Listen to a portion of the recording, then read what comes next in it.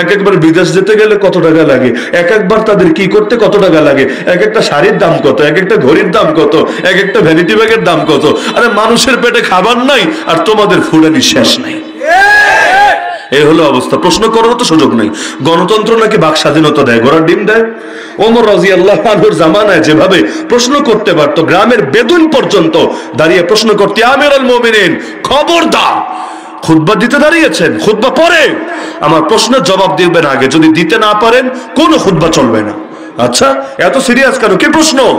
আমিরুল মুমিনিন আমাদেরকে একটা করে চাদর দিয়েছেন বাইতুল মাল থেকে, রাষ্ট্রীয় কোষাগার থেকে একটা করে চাদর দিয়েছেন।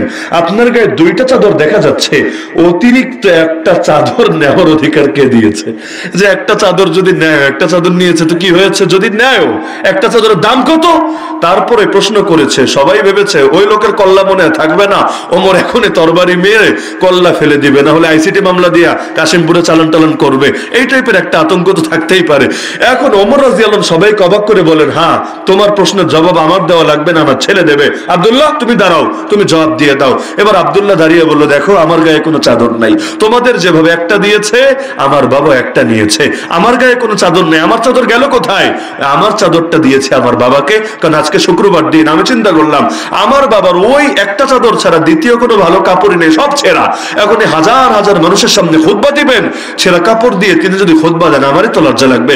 এজন্য আমার আলহামদুলিল্লাহ কয়েকটা কাপড় আছে, আমার এটা না হলেও চলবে, দিয়ে দিলাম বাবাকে। বাবা তোমার জন্য হাদিয়া, তুমি একটা উপরে পরো একটা নিচে পরো, তুমি খুতবা দাও মানুষের সামনে, কারণ তোমার কাপড় ছেঁড়া দেখলে আমার কাছে কষ্ট লাগবে। এজন্য তার গায়ে দুইটা জামা দেখতে পাচ্ছ। ব্যাস বেদুন খুশি হয়ে বসে গেল। এইটার নাম না বাক স্বাধীনতা? আজকে খালি প্রশ্ন তুলে দেখেন, তোমরা এমন কেন আর আমরা অমন কেন? তোমরা রাষ্ট্রের কর্মচারী, রাষ্ট্রের গোলাম, প্রজাতন্ত্রের কর্মচারী, তোমরা আমাদের খাদেম, আমাদের সেবক, আর আমরা না তোমাদের মালিক, কারণ সকল ক্ষমতার মালিক জনগণ। তোমরাই তো শিখাইছো, ভালো কথা। তো তোমরা আমাদের সেবা করবা, তো তোমরা উড়বা আসমানে আর আমরা হাঁটবো মাটির তল দিয়ে। এই বৈষম্য তো মেনে নেওয়া যায় না। প্রশ্ন করতে দেরি, কাশিমপুর ঢুকতে দেরি না। কিসের বাক স্বাধীনতার গল্প শোনাবেন?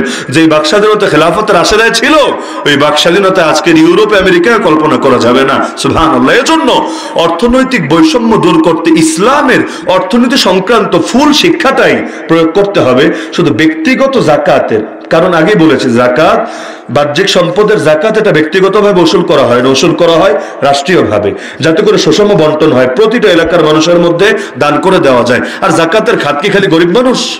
আরে ভাই, জাকাতের খাত কি খালি গরিব মানুষ? এইটাও তো ভুল ধারণা। জাকাতের খাত তো 8টা। ওই 8 খাতের মধ্যে গোলাম মুক্ত করাও আছে, ওই 8 খাতের মধ্যে জিহাদ ফি সাবিলিল্লাহ আছে। জিহাদের ময়দানে যদি জাকাত না দেয় আর সব জাকাত যদি খালি গরিব মানুষকে দেয়, আল্লাহর দুনিয়ায় জিহাদ চলবে কিভাবে?